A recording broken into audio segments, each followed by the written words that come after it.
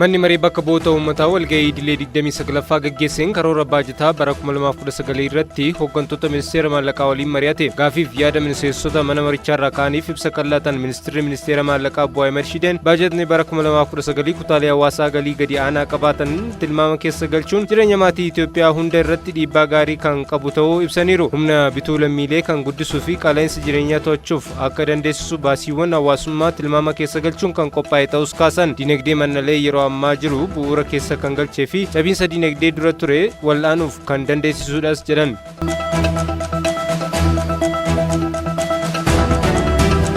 Sagantaan ashaaraa magariisaa Itoophiyaan gabaa kaarbanii irraa akka fayyadamtuuf gumaacha olaanaa qaba jedhe ministeerri Qonnaa. Tarsiimoowwan Itoophiyaan gabaa kaarbanii idil addunyaa keessatti akka hirmaattuu fi irraa fayyadamtuu dandeessisan irratti mariin gaggeeffameera. Ministeerri Deetaan ministeera Qonnaa Piroofeesar Iyyaasuu Eeliyaas yeroo kanatti akka jedhanitti galma dinagdee magariisaa mirkaneessuuf sagantaan ashaaraa magariisaa bu'aa olaanaa fidaa jira. Kunis gumaacha Itoophiyaan jijjiirama qilleensaatiif gochaa jirtuun gabaa kaarbaniitti akka makamtuu fi irraa fayyadamtuu kan gargaarudha jedhan. Gama biraan ministeerri Deetaan ministeera Pilaanii fi misooma Bossiyyuun Mokonii gabaa kaarbanii hojiirra oolchuuf tarsiimoon misooma magariisaa itti fufiinsa qabu qophaa'uu isaa ibsan.